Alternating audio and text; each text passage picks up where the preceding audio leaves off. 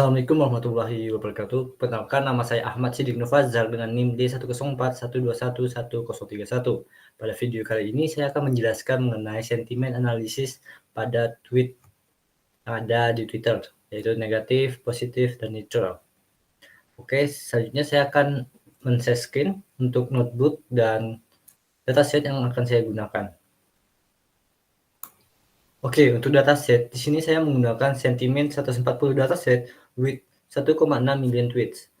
Di sini merupakan dataset berisi dataset Twitter yang diambil dari Twitter API yang berisikan sentimen analisis untuk 0 negatif, 4 positif. Adapun isi kolomnya adalah seperti berikut, yang merupakan yang ada target, ID, date, flag, user, and text. And di sini saya menggunakan kode. Kita filter dulu berdasarkan most vote yang banyak orang sukai, yang sangat membantu banyak orang. Di sini saya menggunakan Twitter Sentiment Analysis for Beginners. Nah, di sini saya menggunakan notebook dari sini. Oke, setelah itu kita klik Edit My Copy. Setelah itu bakal muncul ini. Oke, ini merupakan notebook yang telah saya edit. Saya ubah bahasanya dari Inggris ke Indonesia supaya kita mudah memahaminya. Sebelumnya kita harus ketahui dulu apa sih analisis sentimen. Analisis sentimen yaitu proses interpretasi dan klasifikasi emosi positif, negatif, dan netral dalam data teks menggunakan teknik analisis teks. Analisis sentimen memungkinkan organisasi untuk mengidentifikasi sentimen publik terhadap kata ataupun topik tertentu. Dalam notebook ini, kita akan mengembangkan modul sentimen analisis untuk mengkategorikan sebuah tweet sebagai positif ataupun negatif.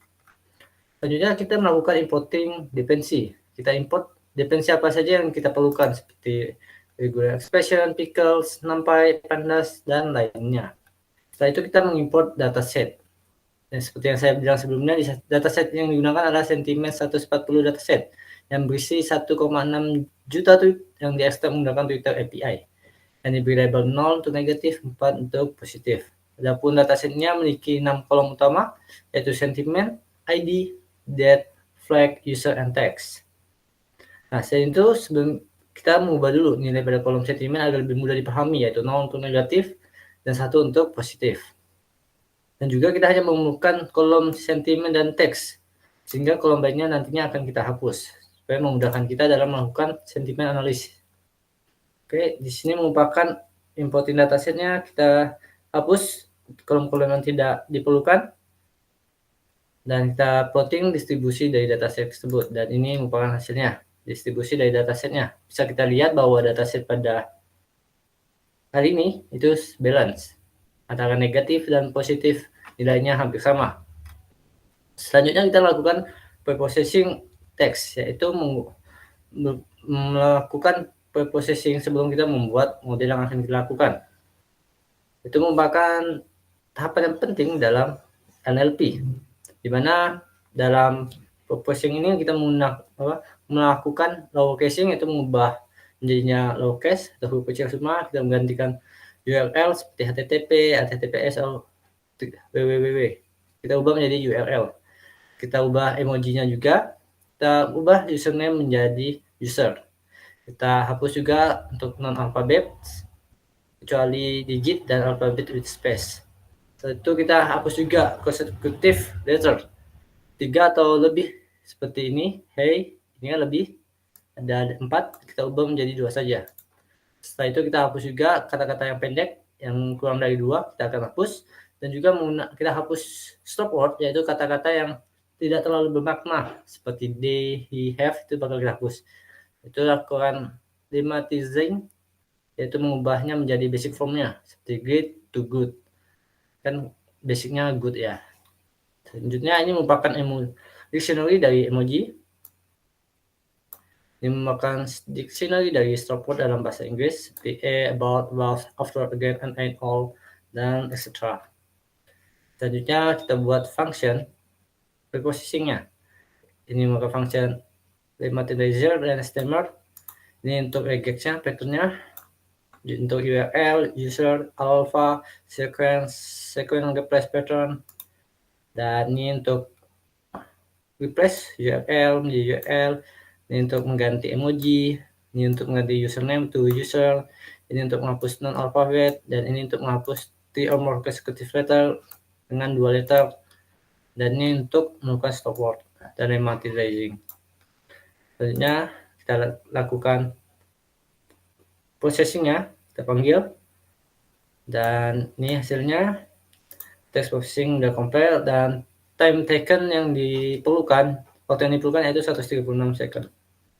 Selanjutnya kita melakukan analisis data menggunakan word cloud untuk positif dan negatif dari tweet dari dataset kita, supaya kita tahu kata-kata apa saja yang terdapat pada negatif tweet dan positif tweet. Contohnya ini, menggunakan negatif tweet, kata yang paling besar ini bisa kita lihat yaitu user, day, won, word, today, no go, dan lain-lainnya. Selanjutnya ini merupakan word cloud dari user, dari positif tweets, yaitu ada user, day, now, thank, going, good, dan lain sebagainya.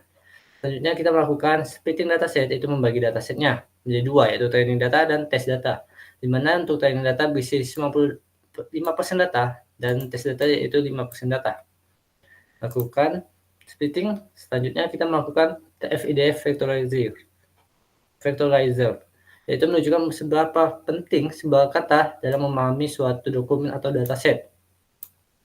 Selanjutnya, apa sih TF-IDF factorizer? Yaitu mengubah kumpulan dokumen menjadi matriks fitur TF-IDF. Fitur ini biasanya akan dilatih menggunakan dataset ekstern agar tidak terjadi kebocoran data. Ada parameter pentingnya yaitu n-gram range dan max fitur. Selanjutnya kita lakukan TF-IDF factorizer. Selanjutnya kita lakukan transformasi dataset, yaitu mengubah dataset extract menjadi metrik fitur TF-IDF menggunakan TF-IDF factorizer. Dataset ini akan digunakan untuk melatih model serta mengujinya. Kita lakukan menyimpang kodenya. Setelah itu kita membuat model dan mengevaluasi model. Di sini kita akan menggunakan 3 jenis model, yaitu Bernoulli Naive Bayes, yang kedua linear support vector classification, dan ketiga logistic regression. Karena dataset yang kita gunakan tidak bias, jumlah data dengan sentimen positif dan negatifnya seimbang, seperti yang saya sebutkan sebelumnya, kita akan menggunakan akurasi sebagai metrik evaluasi. Selain itu kita juga akan membuat confusion metric untuk memahami bagaimana model kita bekerja dan mengklasifikasikan kedua jenis sentimen. Setelah itu kita lakukan evaluasi model function. Di sini memakan kode model evaluation-nya. Di sini untuk Bernoulli modelnya bisa dilihat bahwa akurasinya 0,80 atau 80%. Ini merupakan confusion metricnya. Untuk true negatif 39,64 dan true positif 40,55. Dan ini merupakan model linear SVC-nya. Bisa dilihat bahwa nilainya 82% dan nilai confusion metricnya true negatif 40,47 dan true positif 41,37%. Dan selanjutnya ini merupakan untuk logistic regression, di mana nilai akurasinya yaitu 0,83% atau 83%, true negatifnya 40,94% dan true positifnya 41,91%. Nah, kita dapat melihat bahwa model logistic regression memberikan performa yang terbaik dibandingkan dengan model lainnya. Model ini mencapai hampir 82% dalam mengklasifikasikan sentimen sebuah tweets. Namun perlu juga kita ketahui bahwa model Bernoulli NB adalah paling cepat dalam proses pelatihan dan prediksi. Model ini juga berhasil mencapai akurasi 80 dalam klasifikasinya. Selanjutnya kita akan menyimpan modelnya dalam bentuk pickle agar dapat kita gunakan dalam melakukan pengecekan dengan dataset yang baru. Lalu kita gunakan modelnya untuk melakukan prediksi sentimen. Kita perlu mengimport factorizer dan model logistic regression menggunakan pickle tadi. Factorizer digunakan untuk mengubah data menjadi metrik fitur TF-IDF. Model digunakan untuk memprediksi sentimen dari data yang telah diubah tersebut. Teks yang akan diprediksi sentimennya harus melalui proses pre-processing terlebih dahulu, yaitu proses yang sama kita lakukan dalam membuat model. Begitu juga kita lakukan pada data yang baru nanti untuk kita lakukan pengujiannya. Kita melakukan load model, function load model, kita lakukan prediction, dan ini merupakan untuk kodenya. Bisa kita lihat bahwa dataset yang baru, hi-hat Twitter, yaitu sentimennya negatif dan benar. Dan teks "May the Force be with you" dan hasilnya positif, benar. Dan besok saat "I don't feel so good" dan hasilnya negatif, maka benar.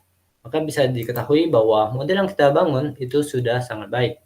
Mungkin itu saja yang dapat saya jelaskan mengenai sentimen analisis pada video kali ini. Mohon maaf apabila terdapat penjelasan yang mungkin kurang dipahami ataupun kesalahan dalam saya berkata. Wabillahi taufiq wal hidayah. Wassalamualaikum warahmatullahi wabarakatuh.